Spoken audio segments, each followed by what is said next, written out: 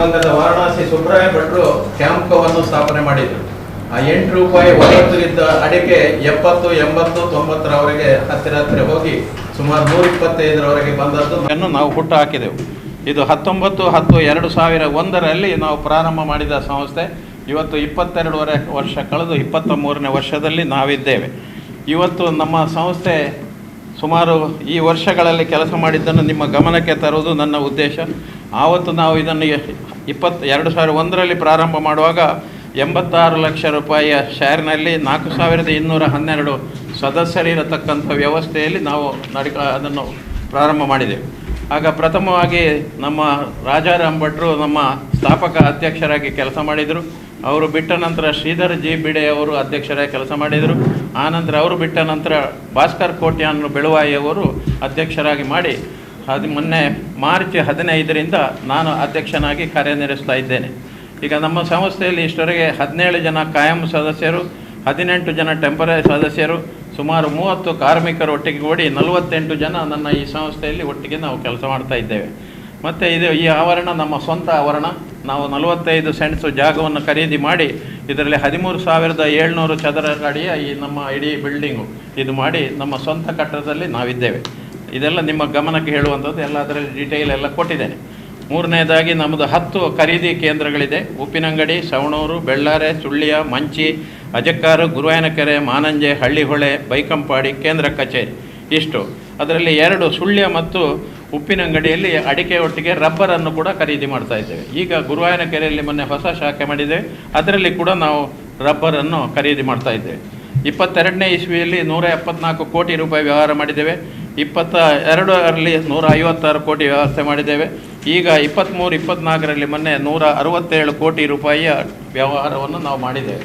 ಮಾಡಿ 22ರಲ್ಲಿ 35 ಲಕ್ಷ ರೂಪಾಯಿ ಲಾಭ ಬಂದಿದೆ. 22-23ರಲ್ಲಿ 30 ಲಕ್ಷ ಲಾಭ ಬಂದಿದೆ.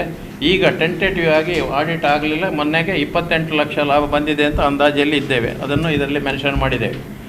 ಲಾಭಾಂಶ ಹಂಚಿಕೆಯಲ್ಲೂ ಕೂಡ ಹಾಗೆ 21ರಲ್ಲಿ 10%, 22ರಲ್ಲಿ 8%, 23ರಲ್ಲಿ 7% ನಾವು ಇವರಿಗೆ ನಮ್ಮ ಸದಸ್ಯರಿಗೆ ಡಿವಿಡೆಂಡ್ ಕೊಟ್ಟಿದ್ದೆ. ಅದು ಕೂಡ ನಿಮ್ಮ ಗಮನಕ್ಕೆ. ಮತ್ತು ನಮ್ಮ ಮುಂದಿನ ಯೋಜನೆಗಳು ಏನು ಅಂತ, ಇದನ್ನು ಈಗ ನಮ್ಮದು ಏನಿದೆ ವ್ಯವಸ್ಥೆ ಅದನ್ನು ಮುಂದಿನ ವರ್ಷ ದ್ವಿಗುಣಗೊಳಿಸುವಂಥ ಒಂದು ಇಚ್ಛೆಯನ್ನು ನಾವು ಇಟ್ಟುಕೊಂಡಿದ್ದೇವೆ. ಈಗ ಈ ವರ್ಷ ನಾವು 167 ಮಾಡಿದೆ, ಬರುವ ವರ್ಷ ನಾವು 350 ಕೋಟಿ ರೂಪಾಯಿಯ ಟರ್ನ್ ಓವರ್ ಮಾಡಬೇಕು ಅಂತ ಹೇಳುವಂಥ ಒಂದು ಯೋಜನೆ ಮಾಡಿದ್ದೇವೆ. ಮತ್ತು ಇನ್ನೊಂದು 2 ದಿಕ್ಕಿನಲ್ಲಿ ಖರೀದಿ ಮಾಡಬೇಕು ಅಂತ, ಖರೀದಿ ಕೇಂದ್ರ ತೆಗಿಬೇಕು ಅಂತೇಳಿ ಈಗಾಗಲೇ ಕಾವಿನಲ್ಲಿ ತೆರೆಯುವುದಂಥ ತೀರ್ಮಾನಕ್ಕೆ ಬಂದಿದ್ದೇವೆ.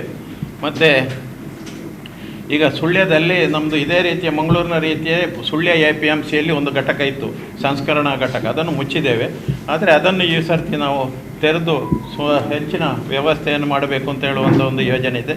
ಸಿಬ್ಬಂದಿಗಳು ಒಂದು ಕೆಲವು ಅಡಿಕೆಯ ಬಗ್ಗೆ ತಿಳುವಳಿಕೆ ಇರಲಿಕ್ಕೆ ಅಡಿಕೆಯವರ ಮಕ್ಕಳನ್ನೇ ಟ್ರೈನಿಗಳಾಗಿ ತೆಕ್ಕೊಂಡು ಅವರನ್ನು ಒಂದು 1 ವರ್ಷ ಟ್ರೈನಿಂಗ್ ಕೊಟ್ಟು ಅವರಿಗೆ ಉದ್ಯೋಗ ಕೊಡತಕ್ಕಂಥ ಒಂದು ಯೋಜನೆಯನ್ನು ಹಮ್ಮಿಕೊಂಡಿದ್ದೇವೆ.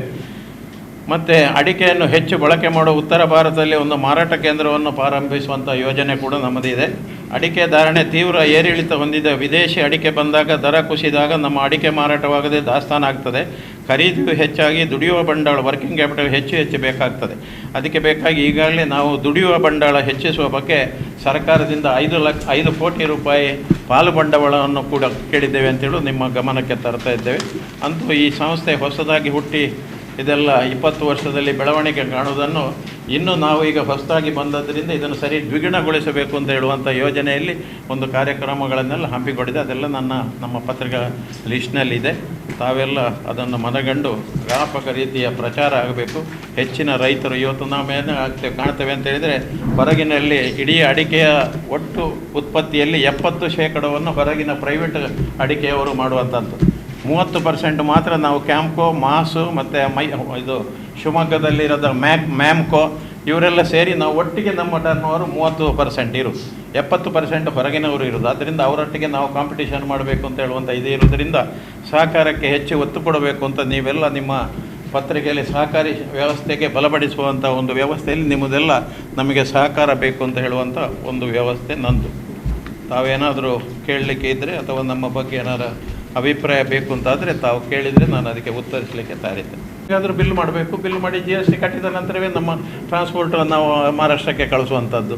ಆದ್ದರಿಂದ ನಮಗೆ ಅವರಿಗೆ ಸ್ವಲ್ಪ ವ್ಯತ್ಯಾಸ ಅಂದರೆ ಒಂದು 5 ರೂಪಾಯಿಂದ 8 ರೂಪಾಯಿವರೆಗೆ ಡಿಫರೆನ್ಸ್ ಇದೆ KGಯಲ್ಲಿ.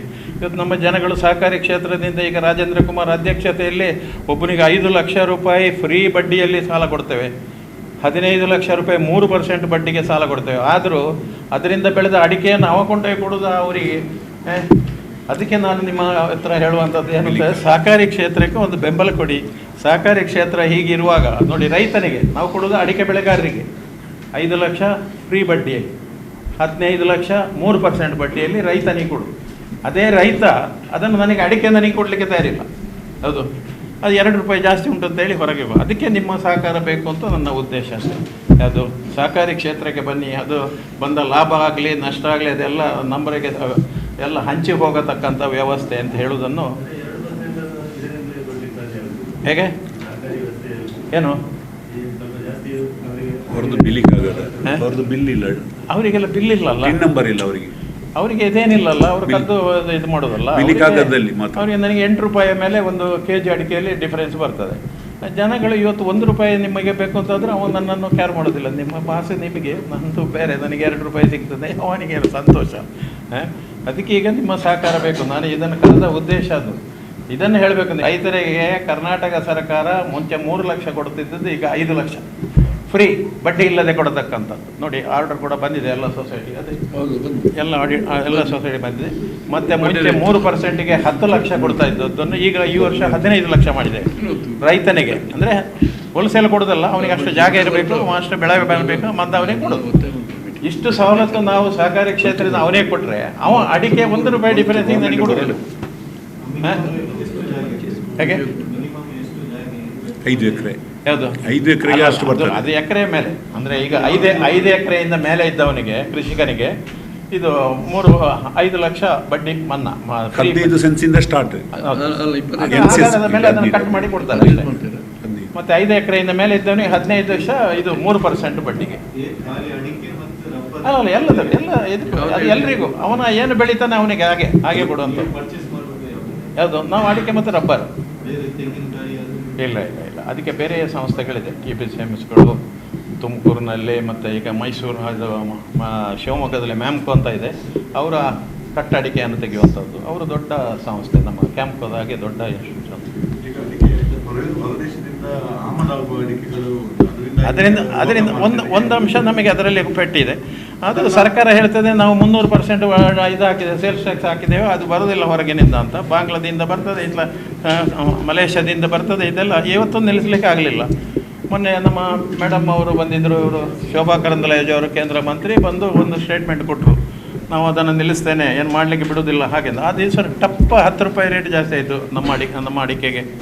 ನೋಡಿ, ಹೇಳಿಕೆಯಲ್ಲೇ 10 ರೂಪಾಯಿ ಜಾಸ್ತಿ ಆಯಿತು. ಒಂದು ವೇಳೆ ಅವರು ಹೇಳಿದ್ದು ಜಾರಿ ಆದರೆ ಏನಾಗ್ತಿತ್ತು ಅಲ್ಲೋ, ಒಂದು 10-25 ರೂಪಾಯಿ ರೈತರಿಗೆ ಬಂಪರ್ ಆಗಿ ಸಿಕ್ಕುವಂಥದ್ದು.